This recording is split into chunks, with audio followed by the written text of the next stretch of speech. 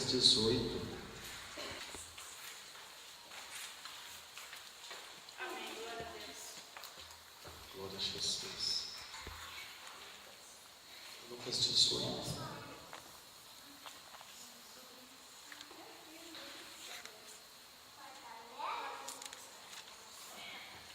Amém, irmãos? Amém.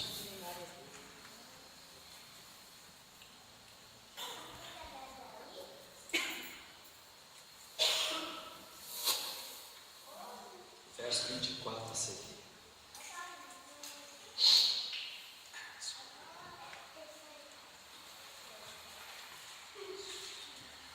E Jesus, vendo-os assim triste, disse: quão dificilmente entrarão no reino de Deus os que têm riqueza. Porque é mais fácil passar um camelo pelo fundo de uma agulha do que entrar um rico no reino de Deus. E os que ouviram disseram: sendo assim, quem pode ser salvo? Mas ele respondeu: os impossíveis dos homens são possíveis para Deus. E disse Pedro: eis que nós deixamos nossa casa e te seguimos. Respondeu-lhe Jesus: em verdade vos digo que ninguém há que tenha deixado casa, ou mulher, ou irmãos, ou pais, ou filhos, por causa do reino de Deus, e que não receba no presente muitas vezes mais, e no mundo por vir a vida eterna. Oremos. Pai Santo, em nome do Senhor Jesus, nós queremos agradecer ao Senhor pela tua graça, pelo teu amor que é derramado no nosso coração. Senhor, muito obrigado, meu Deus, e que o Senhor esteja abençoando, meu Pai, as nossas vidas. Deus bendito, nos ajude, Pai, a vivermos de acordo com o que nós estaremos aprendendo nesta noite, Senhor. Que o Senhor esteja, Pai, abençoando, inspirando, falando conosco em todo momento da nossa vida, Pai. Eu agradeço, Senhor, eu peço, Senhor, a presença do Teu Espírito Santo, em nome do Senhor Jesus Cristo. Amém.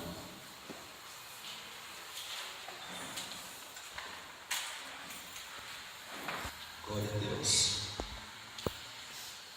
Pois é, irmãos, nós estamos nos preparando, né? Nós queremos fazer a comemoração aqui. Vamos fazer um negócio bem feito, né? Bem organizado. Por isso nós contamos com a colaboração de todos os irmãos, né? Os irmãos que têm prazer de fazer a obra de Deus, né? Para que nós estejamos comemorando o nosso primeiro aniversário. É um momento de alegria para todos nós, né? De saber que vai fazer, no próximo mês, vai fazer um ano que nós começamos esta obra, né? E a gente fazer uma programação bem bonitinha, bem tranquila, né? E depois a gente vai se acertar o que deve ser feito para que nós possamos alegrar bastante e também olhar, né, aonde nós já podemos ou aonde nós já chegamos.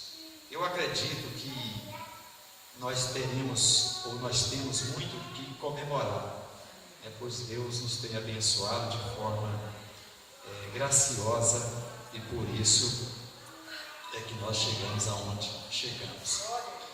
E na verdade eu leio o texto todo, mas eu quero apenas nós falarmos sobre o versículo 27. Mas ele respondeu: os impossíveis dos homens são possíveis para Deus. Dentro desse contexto, desse texto, né, e contexto, nós encontramos um jovem, né, que encontrou com o Senhor Jesus, e era um jovem rico. Era um jovem rico. É interessante que Deus não faz exceção de pessoas, né, irmãos? Ele salva o rico, ele salva o pobre, ele salva o negro, Ele salva o branco, Ele salva o amarelo, Ele salva todos aqueles que o procuram.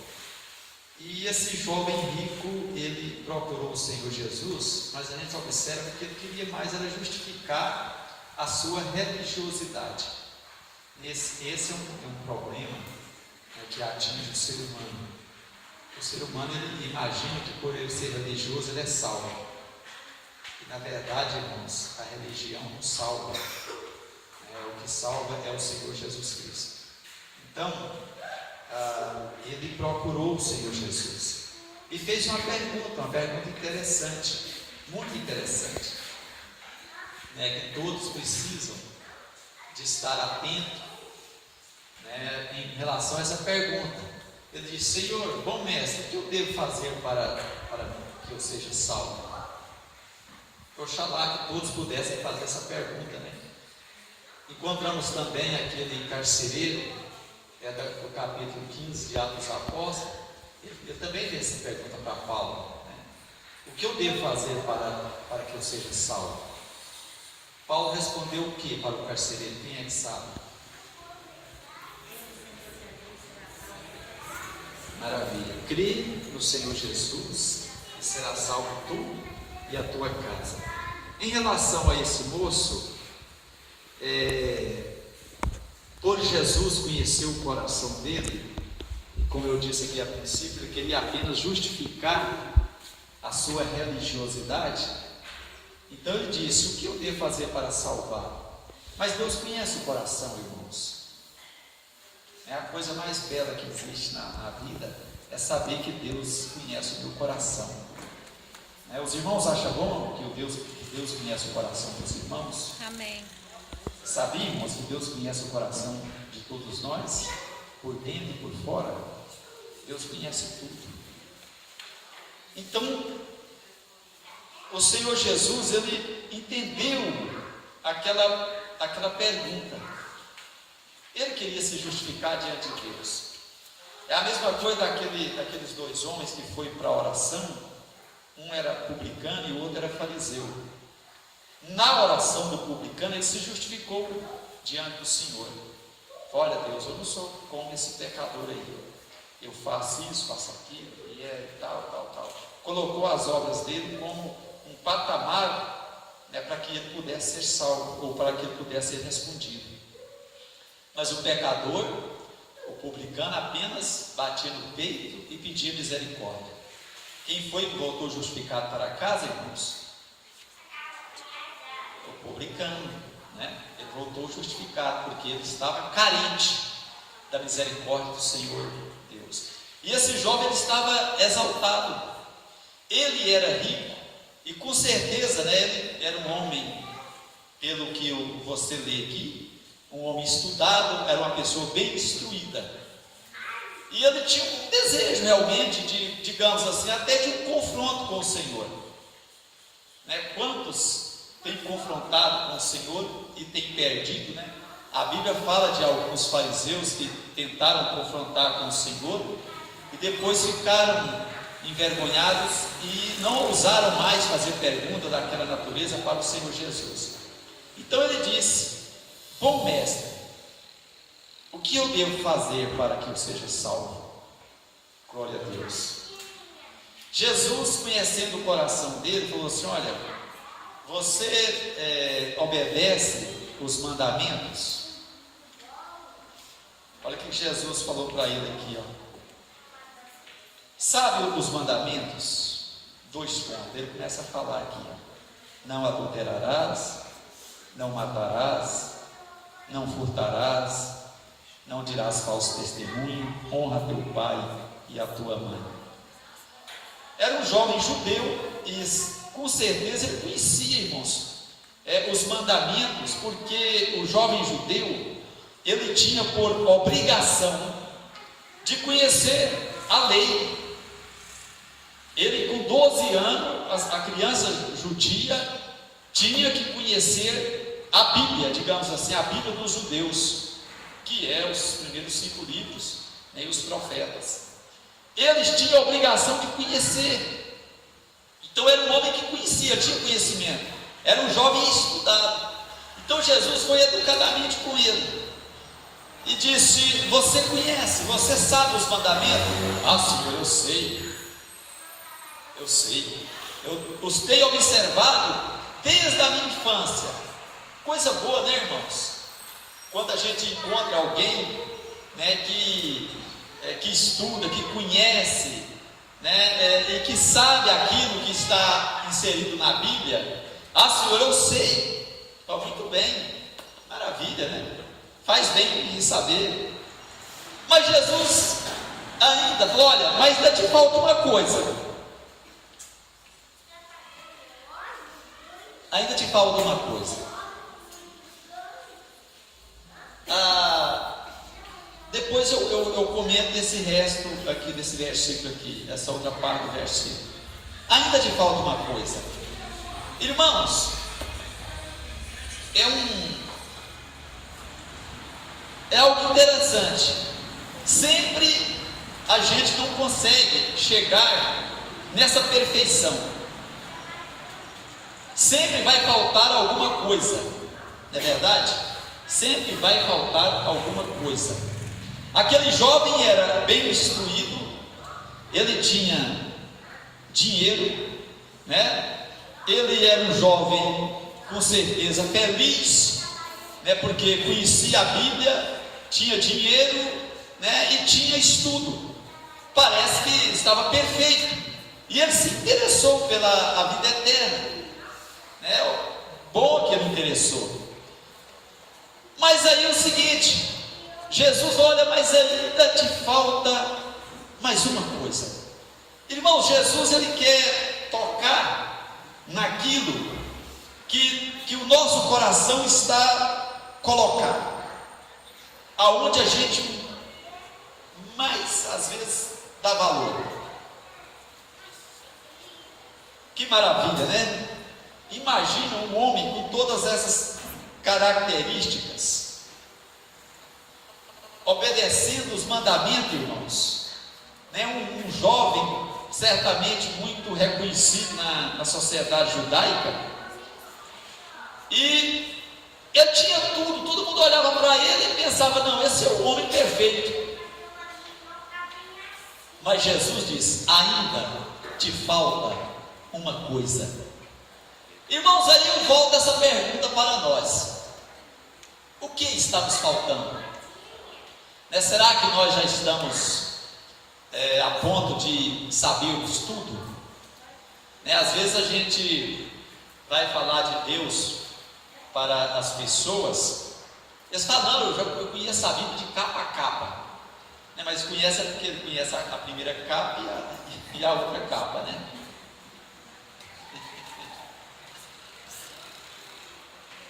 Não é assim?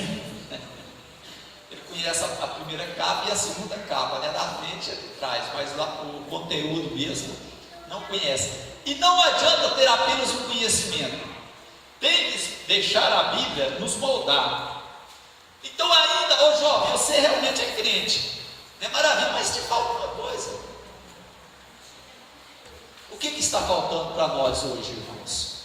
Eu poderia aqui enumerar dezenas de coisas que pode estar faltando na nossa vida. Nós somos crentes. Quem acredita em Jesus aqui, diga amém. Maravilha, né? Quem gosta da Bíblia, dá glória a Jesus. Bom demais. Mas ainda alguma coisa está faltando no seu interior, no seu coração, na sua alma.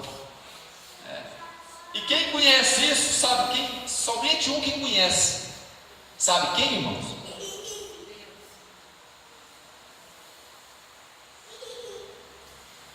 O profeta Daniel, no capítulo 2, ele diz que Deus conhece o profundo e o escondido.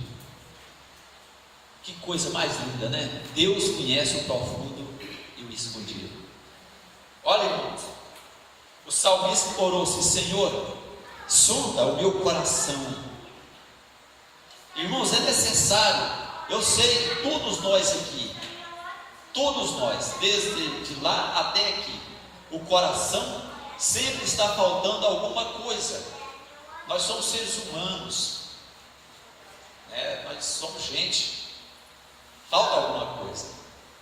Até de uma certa forma, eu fico observando Deus como o Todo-Poderoso, soberano.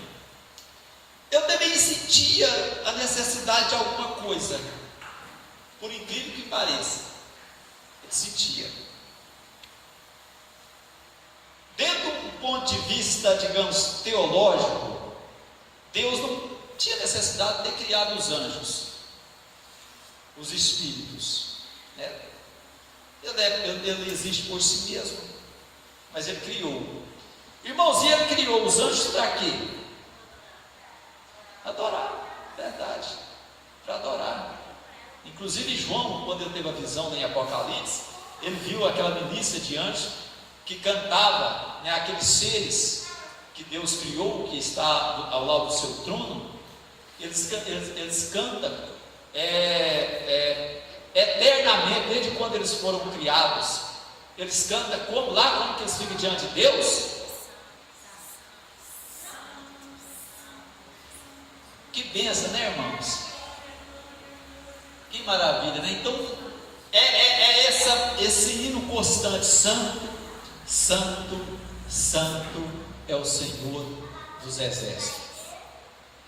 Deus gosta, irmãos. Deus sente prazer, Quando o maior adorador de Deus, que era Lúcifer, ele se rebeliou e trouxe com ele 1/3 dos anjos, Deus criou o homem, aí criou de carne e osso. Para que Deus criou o homem? Para também adorar. Então as pessoas ainda não entenderam o que é uma adoração a Deus. Deus gosta de quando você ajoelha, ou quando você glorifica o nome dele. É por isso que a Bíblia diz que Deus proíbe, viu, irmãos, da gente tratar o nome dele em vão. Então você fala glória a Jesus, ele fica satisfeito, ele fica alegre. Então o próprio Deus, ele sente a necessidade de ser adorado, e ele espera de nós essa adoração. Jesus falou para a mulher lá no poço de Jacó. Ela falou: Senhor, aonde devo adorar a Deus? É aqui no Monte Gerizim, ou lá em Jerusalém, lá no templo em Jerusalém? O que Jesus respondeu para ela, irmãos? Pode responder, irmãos, pode falar alto. Os adorarão o Pai. Isso, eu quero que vocês participem da aula, Porque a gente vai falando, irmãos, a gente vai gravando aqui, Se não falar, não grava tão fácil como você fala. Então os verdadeiros adoradores adorarão o Pai em espírito e em verdade. Então, quando você entra na presença de Deus, Deus se alegra. Então, Deus também sentia a falta de adoração, e Ele criou o ser humano. E o nosso coração também tem falta, a gente sente falta de muita coisa, mas isso deve ser preenchido por quem? Pelo Espírito Santo, pela palavra. É preenchido as necessidades cotidianas da nossa vida. Aquele jovem, irmãos, por mais que ele fale: olha, eu sou um homem feliz, eu tenho dinheiro, eu obedeço os mandamentos e tal, mas lá no fundo do coração, Deus viu algo que ele queria esconder. E Deus falou assim: eu vou tocar, Jesus falou, vou tocar em algo, que ele gosta demais, e vamos ver a reação dele. E falou: te falta uma coisa. Você até ficou contando: o que será, O que será? Eu sou obediente ao meu pai, eu não sou adúltero, eu não faço isso, não faço aquilo, e etc. Será o que está faltando mesmo? Irmãos, mas ele tinha algo no coração, até mesmo algo que ele às vezes passava imperceptível. Ele tinha um amor exacerbado, um amor grande pelas riquezas. Ele tinha riqueza como, digamos assim, uma pilastra, um alicerce para a sua felicidade, para a sua vida. Aí Jesus falou: então é assim? Você quer ser perfeito? Que maravilha, né? Sempre existe uma necessidade, né? Você quer fazer mais? Quer ser perfeito? Então vai e vende o que você tem e dá aos pobres e vem e segue. É aqui que está o X da questão. Seguir a Jesus, independente da situação que Ele coloca para você. Quer seguir Jesus, irmãos? Quer seguir Jesus? Ele coloca uma situação na sua vida e você vai seguir a si mesmo? Alguém falou para Jesus: mestre, eu vou te seguir. Jesus falou assim: rapaz, se eu fosse você, pensava duas vezes. Olha, as raposas têm as suas covas e as aves têm os seus ninhos. Termina o versículo para mim, irmãos. Reclinar a cabeça. O filho do homem não tem aonde reclinar a cabeça. Então tem muitas pessoas, que se entusiasmam. Eu vou seguir Jesus agora. Irmãos, seguir a Jesus, Ele sempre vai exigir da gente o melhor que nós temos. E Ele sempre vai também deixar sempre uma lacuna para a gente sempre ter uma necessidade de buscá-lo. Quer ser perfeito, jovem? Então, despoje do que você tem, vende o que você tem, dá aos pobres. Irmãos, seguir o Senhor Jesus significa você renunciar, é aquilo que mais te atrai, é aquilo que mais você quer às vezes, mas é uma exigência de Deus, e às vezes nós queremos questionar o Senhor. Olha, Senhor, mas eu quero te servir, mas entretanto o Senhor me colocou numa situação muito difícil, e aí se torna difícil para mim, e faz como aquele jovem. Se ele amasse, ele não obedecia os mandamentos, irmãos. E qual que é o primeiro mandamento? E o outro semelhante a esse? E quando Jesus manda ele vender as coisas e dar aos pobres, se ele obedecesse, ele não estaria fazendo isso? Amar a Deus, porque Jesus que estava mandando, é Deus. Então, e ama o teu próximo a si mesmo. Mas aí ficou triste. Irmãos, como é difícil você amar o próximo, especialmente aquilo que Jesus fala: se vocês amam os seus amigos, os que te faz bem, que recompensa vocês têm? Como é difícil você amar alguém que não gosta de você, alguém que fala mal de você. Mas quer ser perfeito? É custoso. Quer ser perfeito, jovem? Quantos milhões você tem? Uns 10. Vende a sua fazenda por 10 milhões, reparte com os pobres lá. Irmãos, seguir o Senhor Jesus significa que não existe algo nesta terra que possa comparar uma vida que está na presença de Deus. Se a riqueza ela é um problema para que eu siga o Senhor Jesus, Ele manda com que eu desfaça dessa riqueza. Então, o que está faltando para você hoje? O que está faltando?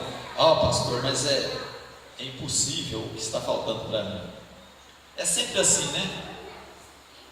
É sempre assim. Aí Jesus viu aquele moço saiu triste, E Jesus falou assim: quão difícil é o que os ricos entram no céu. Por que é difícil, irmãos? É porque a riqueza ela atrai as pessoas e a riqueza te dá a possibilidade, uma possibilidade maior para você servir a Deus, Ela te dá uma possibilidade maior de você não servir a Deus. Então Jesus falou: quão difícil é os ricos entrar no reino dos céus. Então, não significa que é impossível, mas é difícil, porque o seu coração está naquilo que ele possui. Jesus falou assim, que o coração da pessoa está no seu tesouro, não é assim? Aonde está o seu tesouro? Jesus falou: aí está o seu coração. Se o nosso coração está aqui na terra, né? Se o nosso tesouro está aqui na terra, o nosso coração está aqui, está focado aqui, o nosso foco é aqui. Mas se o nosso coração está lá no céu, ou o nosso tesouro, o nosso coração está no céu. É proibido o crente ter dinheiro de forma alguma, pelo contrário, bênção de Deus, né? Quem tiver e não querer, pode me dar, que eu fico achando bom, viu? É saber usá-lo, né, irmãos? Como é bom você poder ter recurso para você investir na obra de Deus. Mas as pessoas não entendem isso. Mas o assunto mesmo aqui, alguém falou assim: é impossível que então alguém seja salvo. Jesus aí ele fala algo que mexe com as nossas estruturas. Os impossíveis dos homens são possíveis para Deus. Os impossíveis. Então, o seu coração hoje tem uma necessidade, o meu tem uma necessidade, mas eu digo algo para você e para mim: o que é impossível para você e para mim é possível para Ele. Aquela necessidade que você está sentindo, você é crente, né? É fiel, viu, irmãos? Né? Tem temor de Deus, você gosta do Senhor Jesus, você gosta da palavra, você gosta dos cultos, mas lá no fundo tem uma carência. Mas o que é impossível para você é possível para Deus. Pede ao Senhor, Ele vai ajudar. Aqui nós entra agora no que eu quero falar.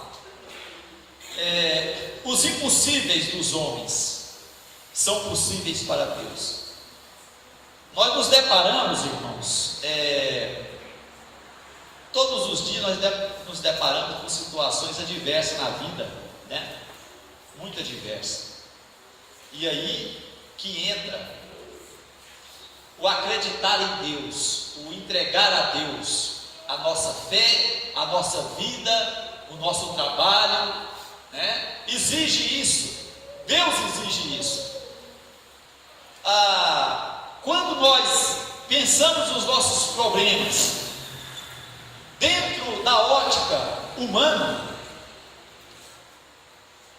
você fala: não, realmente não tem jeito, né? Não tem como, isso é insolúvel. Mas nós esquecemos, até por causa de tanta circunstância na vida, e por tantas dificuldades que nós passamos, e a coisa vai protelando, aí você pensa: olha, isso vai ser sempre impossível. Irmãos, pode ser ou não, pode ser impossível para você, mas para Deus não. Deus tem algo para nós. Agora, o que nós devemos fazer é submeter a nossa vontade sobre a vontade de Deus, de acordo com a vontade de Deus, humildemente, colocar o nosso coração na mão de Deus e pleitear essa causa. Aqui dentro desse contexto aqui, eu estava meditando hoje, também conta aquela história daquela viúva, né, que tinha uma causa para ser resolvida, e ela só tinha um juiz ali, né, e aquela causa era impossível para ela, mas tinha um juiz na cidade. E o Senhor Jesus, porque ele estava falando a respeito da insistência na oração, ele disse que aquela mulher todo dia batia na porta do juiz: doutor, meritíssimo, né, quando é que o senhor vai resolver o meu problema? Ela era insistente, né? Quando é que o senhor vai resolver o meu problema? A gente tem que ser insistente, né, irmãos? Quando é que vai resolver o nosso problema? Senhor, quando vai ser? E aí, aquele juiz falou assim: olha, aquele juiz na verdade não representa Deus. Falou: eu não tenho a Deus, eu estou acima, como diz, do poder. Eu tenho poder, eu posso resolver esse problema. Já para que essa viúva não venha me perturbar, eu resolvo o problema dela e ela para de me perturbar. Isso jamais Jesus quis dizer que Deus fica chateado quando você fica insistindo. Não, ele estava apontando para o lado humano, do lado da mulher, que continuava a insistir, até que aquele juiz tomou uma atitude. Então Deus quer ver a nossa persistência. Muitas vezes Deus, Ele prolonga a nossa causa, para saber se verdadeiramente nós queremos aquilo que nós buscamos, se nós realmente acreditamos nele. Vou resolver o problema dessa mulher. E resolveu. Por quê? Só tinha um juiz para resolver, só ele poderia resolver, só ele poderia assinar e lhe dar a vitória, só ele. Irmãos, nós temos um Deus que Ele pode nos ajudar nos momentos mais terríveis, mais difíceis da nossa vida. E uma coisa nós devemos colocar no nosso coração: nós nunca vamos viver diante de Deus do jeito que a gente quer. Nós vamos viver do jeito que Ele quer, porque Ele sabe o que é bom para a minha vida e para a sua vida, e nós não podemos questioná-lo segundo os seus propósitos. Então, os impossíveis, né? Faz agora uma avaliação na sua vida. O que é impossível para você? O que está sendo impossível para a sua vida? O que você precisa e está difícil, né? E você já está desistindo, e etc, e etc. Para Deus não é impossível. Pode até demorar, porque Deus está querendo que você amadureça. Ou às vezes nem pode vir. Ah, pastor, mas é verdade? É verdade. Tem muita coisa que nem pode vir. Mas pastor, eu vou ficar triste. Fica triste não, irmão. É porque Deus ama você. Sabe por quê? Eu vou ler um texto para vocês agora. Vou começar, ver se eu dou conta de ler a Bíblia aqui, para ver que tem coisa, irmãos, que Deus não vai dar não, viu? É grave, né, irmãos?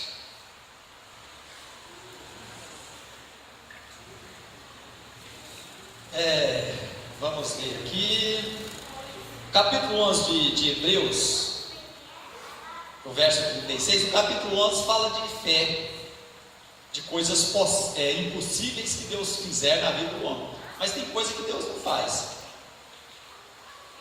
Diz assim: outros por sua vez passaram pela prova de escárnios e açoites, sim, até de algemas e prisões. Foram apedrejados, provados, cerrados pelo meio, mortos a fio de espada, andaram peregrinos, vestidos de peles de ovelhas e de cabras, necessitados, afligidos, maltratados, homens dos quais o mundo não era digno. Que maravilha, né, irmãos? Essas igrejas podiam ensinar esse texto aqui para o povo, né? Mas não ensina de jeito nenhum, né? Errantes pelos desertos, o pessoal que prega só prosperidade, né? Errantes pelos desertos, pelos montes, pelas covas, pelos antros da terra. Ora, preste atenção: todos estes que obtiveram bom testemunho por sua fé,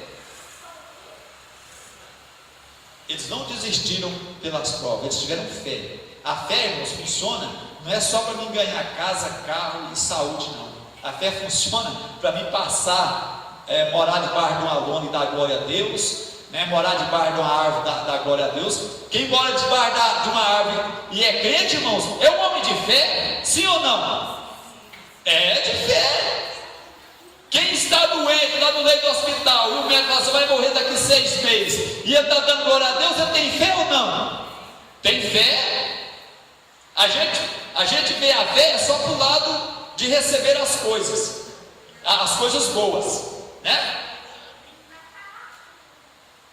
Errando pelos desertos, pelos montes, pelas covas, pelos antros da terra. Ora, todos eles que obtiveram bom testemunho por sua fé, não obtiveram, contudo, a concretização da promessa.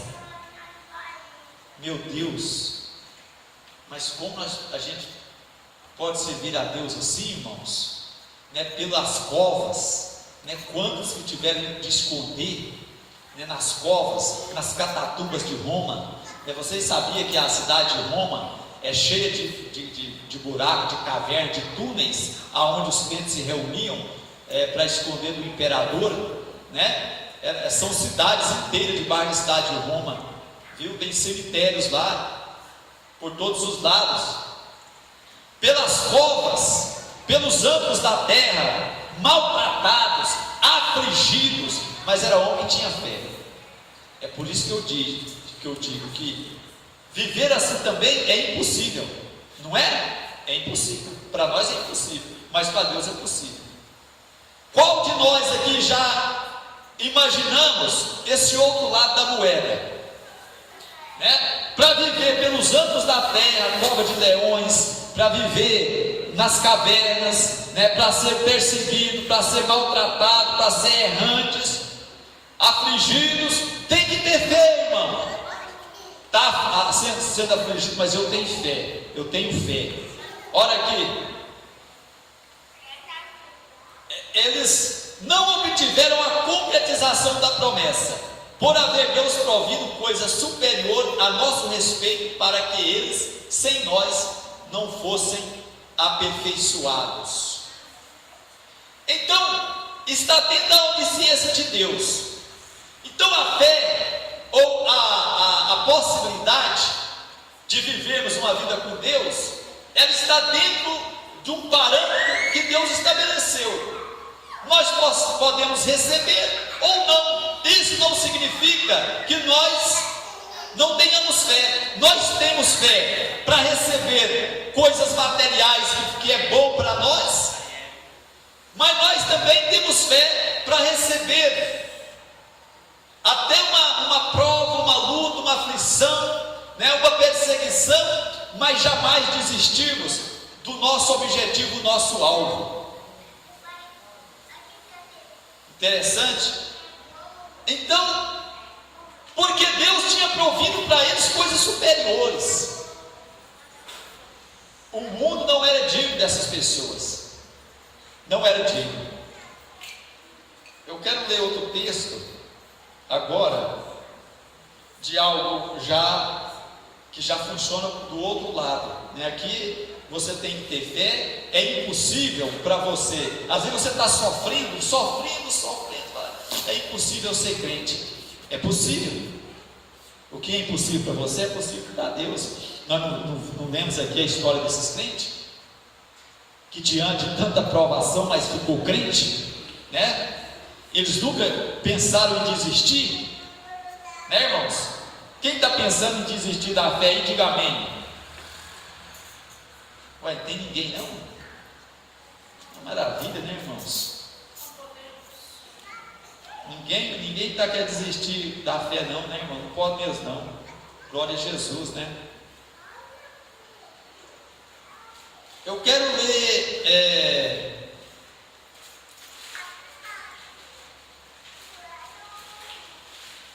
em Mateus, é o outro lado da moeda. Então a fé funciona dos dois lados.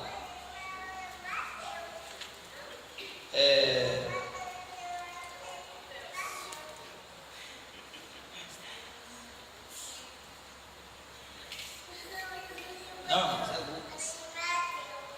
Não é Mateus, não, é Lucas. Estou fazendo confusão aqui.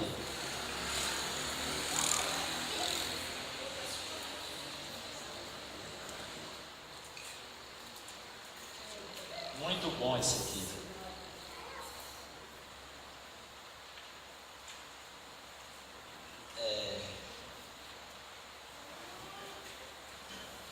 Diz assim,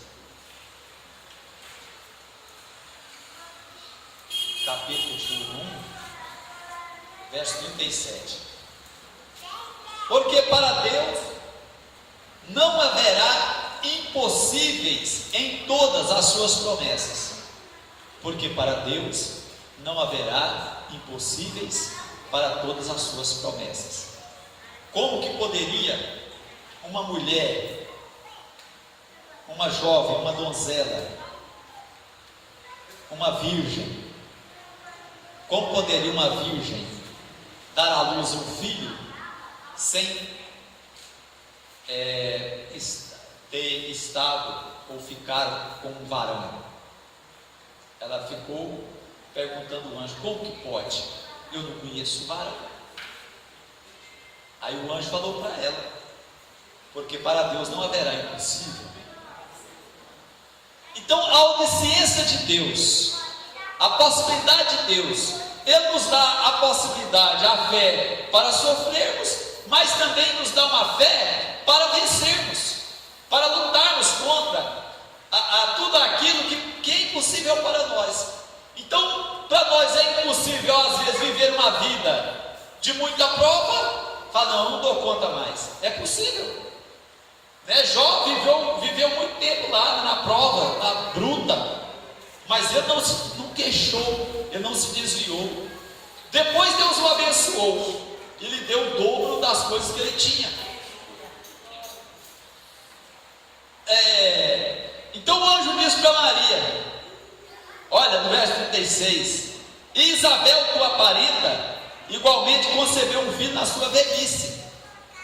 Isabel já tinha o seu marido, ela tinha um marido. O marido da Isabel, qual era o nome dele, irmãos? Me ajuda, me lembra aqui. Quem era o esposo de Isabel? Muito bem, Zacarias, né? Zacarias, irmãos, ele tinha um ofício na casa do Senhor. O que ele era? Quem falou? Isso. Então é o seguinte, mas a Isabel, ela tinha dois problemas para poder receber a bênção de Deus na vida dela. Ela tinha dois problemas. O primeiro problema, ela já era uma mulher avançada idade. O segundo era o quê? Estéril. Eu gosto de Deus, sabe por quê? Porque Deus gosta de fazer coisas impossíveis, irmãos. Só para detalhe, tem coisa que ele bate o pé na parede e fala: vou fazer também não. Você pode chorar, pode gritar. Paulo tinha um problema, né, no capítulo 14 de Coríntios, lá ele tinha um problema, e depois eu até vou ler esse texto aqui. Então é o seguinte, olha: a tua parenta igualmente concebeu um filho na sua velhice, sendo este já o 6º mês para aquela que se dizia estéril. Quando o anjo apareceu, o mesmo anjo que apareceu para Maria, qual era o nome desse anjo, irmãos? Gabriel, é o mensageiro, né? Quando apareceu lá, Zacarias estava fazendo o quê? Zacarias estava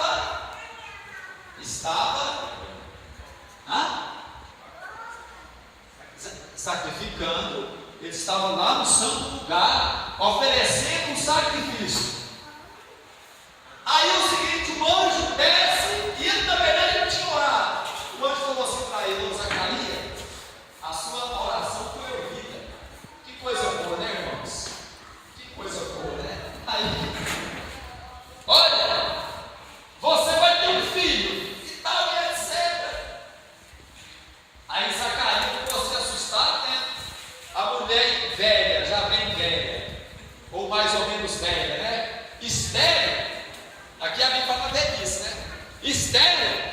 Ele falou: mas como que pode? Que jeito? Falou para o anjo Gabriel. Aí Deus deu uma provinha para Zacarias por causa da incredulidade. Qual foi a prova? Quanto tempo? 9 meses, viu, irmãos? 9 meses. Ficou mudo. Saiu lá fora, né? Ficou demorando lá, porque a visão demorou um pouco. E saiu lá acenando, né? Que tinha visto lá, apontava assim, tinha visto o anjo, estava brincando. Ele falou assim: levou a visão lá. Ficou mudo. Depois que a criança nasceu, que foi procurar o nome, ele pegou uma tábua, a Bíblia fala uma tabuinha, e escreveu lá, o nome dele é João. Então, irmãos, não há nada impossível. Então ela era estéril e velha. Maria já não conhecia o homem. Entretanto, ela ficou gestante. Deus é tremendo. Só porque aí eu estou falando aqui dos dois lados da fé. das coisas que Deus pode fazer ou não. Aí tem esse texto aqui, ó.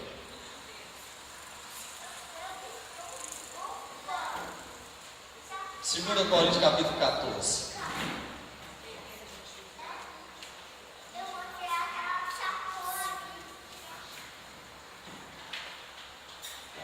Que isso? Só tem 13 capítulos, irmão. Quem falou que é 2 Coríntios capítulo 14? Só tem 13 capítulos? É o 12, viu, irmãos? Então aqui, ó. Se é necessário que me glorie, ainda que não convém, passarei as visões e revelações do Senhor. Conheço um homem em Cristo que há 14 anos foi arrebatado até o terceiro céu. Aí está entre parênteses, porque ele não sabia se era no corpo ou fora do corpo. Ele disse que Deus sabe. E sei que o tal homem, se no corpo ou fora do corpo, não sei, Deus o sabe, foi arrebatado ao paraíso e ouviu palavras inefáveis, as quais não é lícito ao homem referir. De tal coisa me gloriarei, não porém de mim mesmo, salvo nas minhas fraquezas. Pois, se eu vier a gloriar-me, não serei nécio, porque direi a verdade. Mas abstenho-me para que ninguém se preocupe comigo, mais do que em mim vê ou de mim ouve. E para que não me ensoberbecesse com a grandeza das revelações, foi-me posto um espinho na carne, mensageiro de Satanás, para me esbofetear, a fim de que não me exalte. Por causa disso, 3 vezes pedi ao Senhor que o afastasse de mim. Então ele me disse: a minha graça te basta, porque o poder se aperfeiçoa na fraqueza. De boa vontade, pois, mais me gloriarei nas fraquezas, para que sobre mim repouse o poder de Cristo. 3 vezes. Era um homem, Deus deu algo para Paulo, que não deu para nenhum, mas nenhum que fosse, olha, não foi permitido eu falar para ninguém, mas Deus me deu essas excelentes revelações. Mas por causa dessas revelações, para que eu não pudesse me gloriar, ele permitiu, que ele chama de espinho na carne, da qual eu orei 3 vezes. Mas Deus me disse: olha, Paulo, a minha graça te basta. Irmãos, saiba de uma coisa, quando alguém prega e diz que nós não precisamos passar por prova, ou que a doença é algo do diabo, a pobreza é algo do diabo, e essas coisas todas, irmãos, é falta de afinidade com a Bíblia, viu? Então Paulo falou assim: então, já que é assim, para ter mais revelações, para ser então a pessoa que Deus mostra as coisas, então vou me gloriar na minha fraqueza, porque na minha fraqueza o poder de Deus se aperfeiçoa. Mas é verdade, porque quando a pessoa se sente-se fraco, ele tem uma necessidade de Deus, ele precisa de Deus. Agora, quando as coisas lá vai 1000 maravilhas, parece que a tendência do ser humano é realmente deixá-lo. Aquele jovem rico, ele era rico, obedecia os mandamentos, então ele não tinha aquela intimidade com o Senhor. Não, ô jovem, então vende o que você tem, vem andar comigo, vamos dormir debaixo das árvores, viu? Vamos enfrentar as tempestades lá no mar da Galileia, viu? Vamos enfrentar os demônios, vamos para os montes e você vai ver as revelações. Vamos andar comigo. Tem dia que tem comida, tem dia que não tem. Ah não, senhor, vou não, aí esse negócio é difícil, é difícil. Tem o outro lado da situação também. Gênesis é outro texto que vocês já devem estar cansados de me ver falar sobre esse texto.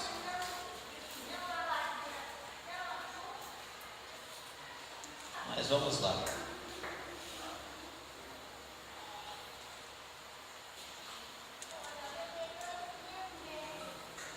Diz assim, glória a Deus.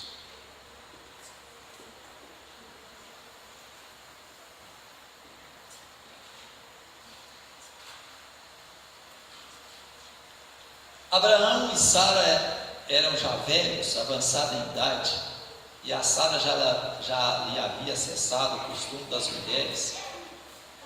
Riu-se, pois, Sara no seu íntimo. Deus conhece o coração, não conhece, irmãos? No íntimo ela riu, dizendo consigo mesmo: depois de velha, e velho também o meu senhor, terei ainda prazer? Disse o Senhor a Abraão: por que se riu Sara, dizendo: será verdade que darei ainda a luz sendo velha? O verso 14: acaso para o Senhor a coisa demasiadamente difícil? Daqui a 1 ano, neste mesmo tempo, voltarei a ti, e Sara terá um filho. Acaso, irmãos, acaso há alguma coisa difícil para Deus? Tem alguma coisa difícil para Deus? Não tem. Acaso? Ele próprio faz essa pergunta para ele: acaso há alguma coisa impossível ou difícil para Deus? De forma alguma. Porque porque isso digamos que um princípio normal do ser humano. Porque, irmãos, nós gostamos de ver as coisas que está dentro do nosso padrão de fé.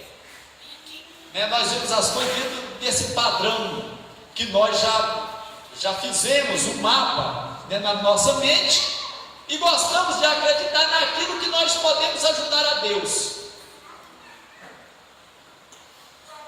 Como o próprio Abraão quis, mas Sara que queria ajudar o Senhor, Oh, não, é o seguinte, vamos fazer um atalho aqui, Mas, irmãos, quando Deus quer abençoar, Ele vai abençoar mesmo, independentemente da situação da qual nós nos encontramos.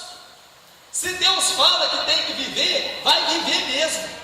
Mas se Ele fala que vai morrer mesmo. A não ser, toda regra tem exceção. Algumas situações de que alguém ia morrer e a pessoa buscou a Deus, se humilhou e Deus deu vida. Mas, no geral, Deus fala, e quando há uma reação do ser humano de humilhação, acaba acontecendo mesmo. Porventura, há algum caso difícil? Irmão, nós devemos aprender a apresentar as coisas a Deus, e também devemos aprender uma coisa, que o sofrimento também, ele faz parte da vida cristã. Se alguém ouvir, lá de fora ouvir eu pregando isso aqui, vai dizer que eu estou pregando heresia, mas eu estou ensinando a Bíblia, que a fé funciona para você receber algo bom, mas também funciona para você receber algo que aos seus olhos não é bom, mas aos olhos de Deus é bom.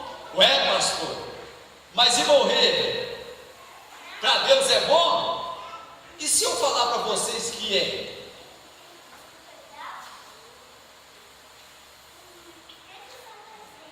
A Bíblia diz que Deus, Ele sente bem com a morte dos seus santos. Vocês conhecem esse versículo? Vocês conhecem esse versículo? Conhecem, não? Conhecem? Eu não sei, é em Salmo, Esse eu sei do versículo, mas agora talvez eu não consiga. Deus tem prazer na morte dos seus santos. No versículo, eu acho que não sei se é o 103, o Salmo. Eu vou ver aqui.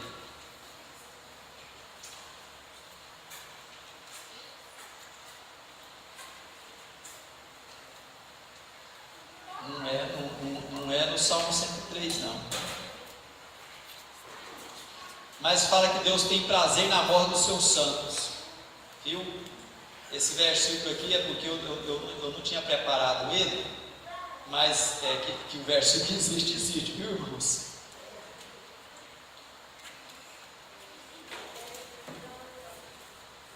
Deixa eu ver se eu acho. Obviamente, a probabilidade é que eu não vou achar, né?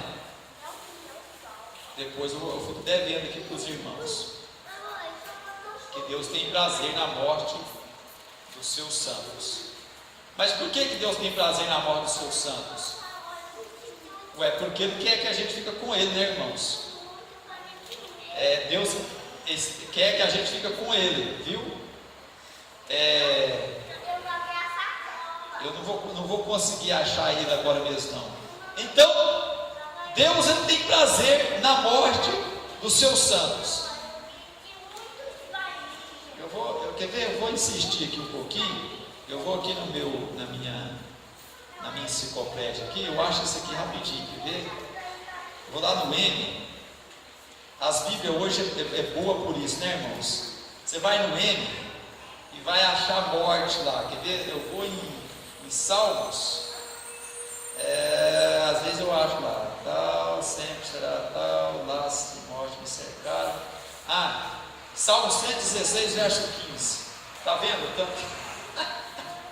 O tanto que é bom ter Bíblia que tem enciclopédia, irmãos. Verso 116, o verso 15. Olha aqui. Preciosa é aos olhos do Senhor a morte dos seus santos. É preciosa. Que coisa boa, né? Mas imagina a saudade que Deus tem. Paulo disse: olha, é o seguinte, eu queria estar com Cristo. Eu queria estar com Cristo, mas eu prefiro ficar aqui porque eu sei que Ele vai precisar ainda mais de mim. Mas estar com Cristo é melhor. Então o próprio Deus, quando Daniel orava, e o próprio anjo Gabriel, que nós vimos a história dele aqui, que Daniel orava, o anjo falou assim: Daniel, você é um homem muito desejado. Irmãos, imagina só o prazer de Deus. Muitas vezes a gente adoece e morre. Deus fala: não vou curar, não, eu quero ele comigo. O prazer de Deus poder estar com alguém que o ama, alguém que o busca, alguém que é devotado a Deus, alguém que faz a obra de Deus, e Deus fala: não, chega, eu vou trazer para mim. Que coisa boa, né? É a mesma coisa que um filho que está distante e o pai fica almejando a sua volta, e ele faz tudo para trazer esse filho. Ele está com saudade do filho. Aí, irmãos, quando o cristão, esse que Deus tem prazer, quando ele desfalece aqui, esse tabernáculo é desfeito, ele é recebido nos portais celestiais. Certamente o anjo Gabriel está lá. Bem-vindo, né? Bem-vindo. Olha, o Senhor está te aguardando. Que coisa maravilhosa, né, irmãos? Então o Senhor ele tem prazer na nossa morte. Mas o que é interessante, irmãos, é que nós devemos estar dentro do projeto de Deus, sabendo que Ele faz coisas impossíveis, tanto para a gente viver bem, como para a gente não viver bem, porque muitas vezes nós padecemos aqui terrivelmente, mas nós não temos uma escapatória, e Deus não permite que nós venhamos a dizer, como os judeus falavam lá no livro de Zacarias, capítulo de Malaquias, capítulo 4, vamos ver lá também, o que os judeus falavam a respeito de Deus, e Deus ficou zangado com isso, irmãos. Deus ficou zangado, né, porque foi ruim.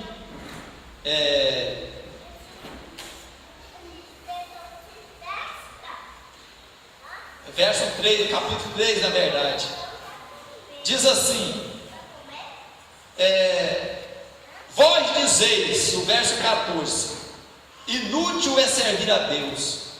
Que nos aproveitou termos cuidado em guardar os seus preceitos e andar de luto diante do Senhor dos Exércitos? Ora, pois nós reputamos por felizes os soberbos, também os que cometem impiedade prosperam. Sim, eles tentam ao Senhor e escapam. Então os que temiam ao Senhor falavam uns aos outros. O Senhor atentava e ouvia. Havia um memorial escrito diante dele para os que temem ao Senhor e para os que se lembram do seu nome.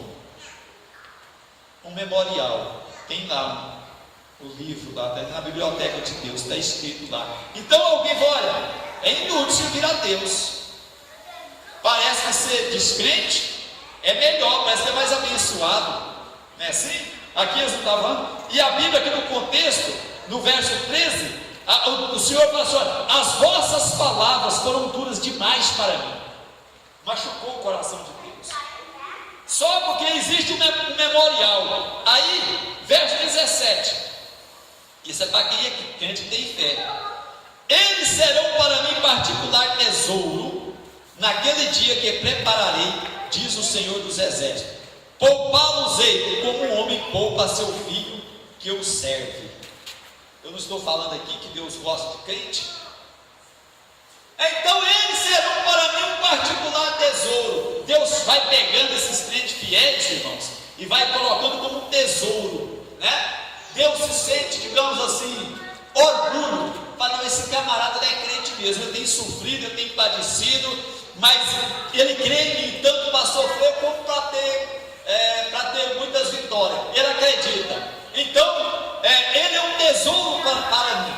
Somos tesouros de Deus, somos tesouro para Deus. Então você não pode jamais imaginar que Deus ele te desprezou porque você está doente, ou porque você é pobre, ou porque você não teve tanta sorte neste mundo. Mas saiba de uma coisa: você é um tesouro para Deus. E outra coisa, e tudo está sob a sua jurisdição. Ele pode te abençoar naquilo que você precisa ou não, mas independentemente disso, você tem que continuar crente. Amém, gente?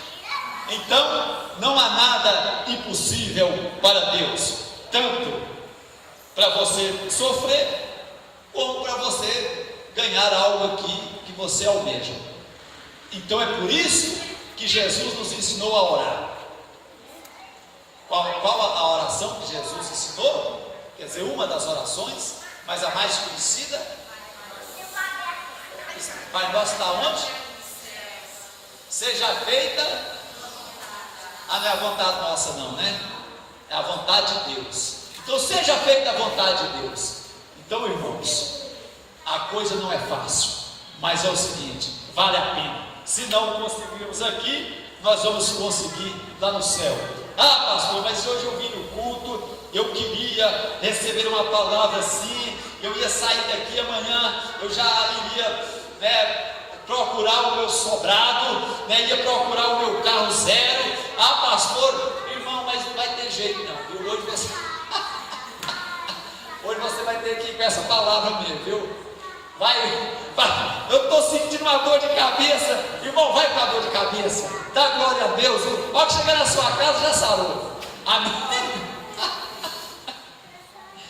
É muito grave esse negócio, irmãos. Deus abençoe vocês, viu? Em nome de Jesus. Amanhã nós temos de contar onde, irmãos?